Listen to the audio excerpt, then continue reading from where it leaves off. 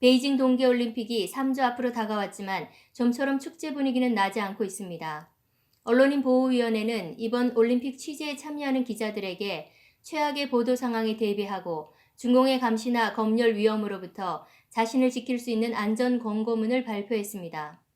언론인 보호위원회는 언론의 자유를 침해하거나 언론인에 대한 탄압과 폭력을 가하는 대상에 압력을 행사하는 국제 비정부 기구입니다. 위원회는 우선 기자들의 모든 기기와 온라인 활동이 항상 누군가에 의해 모니터링 될 수 있다고 가정해야 된다고 말했습니다. 또한 호텔방도 감시 대상에 포함될 수 있으며 기자가 하는 모든 대화는 도청될 수 있다는 점에 유의하라고 경고했습니다. 언제 어디서든 사이버 감시와 해킹 대상이 될 수 있기 때문에 결코 방심할 수 없다는 것입니다. 그리고 휴대폰 등 기기를 집에 두고 가는 것이 가장 안전하고 오래된 휴대폰이나 노트북은 기존 정보를 삭제하거나 아니면 차라리 새 것을 구입하는 것이 좋다고 충고했습니다. 또한 이번 베이징 취재를 위해서는 별도의 새로운 이메일을 만들 것, 휴대폰 등 기기는 항상 몸에 지니고 다닐 것, 그리고 돌아갈 때는 기기의 정보를 모두 삭제할 것 등을 권했습니다. 특히 우리나라의 카톡과 유사한 앱인 위챗에 대해서는 보안 위험성이 매우 크다고 강조했습니다. 위챗을 설치할 경우 메시지나 통화 내용을 포함한 많은 데이터를 수집당할 가능성이 높다는 것입니다.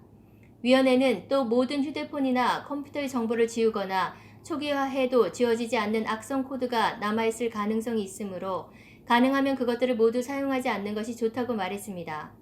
언론인 보호위원회 조사에 따르면 중공은 3년 연속 세계 최악의 언론인 수감국이며 현재까지 50여 명의 언론인이 감옥에 갇혀 있습니다. 위원회는 중국에서 2008년 이후 언론인 박해가 점점 심해지고 있다고 지적합니다. 올림픽 언론 자유 공약과 관련해서는 2008년 올림픽 때는 공약은 있었지만 유명무실한 공약이었는데 이번 베이징 동계올림픽에는 그마저도 아예 없다고 주장했습니다. 위원회는 바로 이런 상황에서 중국 인민들과 올림픽 취재 언론인들 모두 점점 더 엄격한 검열과 통제의 직면에 있다며 우려를 표했습니다. 사이버 감시에 대한 불안은 올림픽 참가 선수들도 예외는 아닙니다. 최근 영국과 네덜란드 역시 선수들에게 중국에서 개인 휴대폰을 사용하지 말라고 권고했습니다. 영국올림픽위원회는 만약 선수가 개인 휴대폰을 갖고 가지 않을 경우 임시 장비를 제공하겠다고 밝혔습니다. 영국 가디언은 영국이 이 같은 조치를 내린 것은 중국 공산당이 휴대폰의 스파이웨어 설치를 통해 선수와 팀 정보를 빼낼 위험성이 있기 때문이라고 분석했습니다. 네덜란드는 아예 선수들이 개인 휴대전화와 컴퓨터를 갖고 베이징에 들어가는 것을 금지시키고 대신 임시 사용 장비를 제공하기로 했습니다. 선수들에게 제공되는 이 장비들은 올림픽을 마친 후 곧바로 폐기 처리될 예정입니다.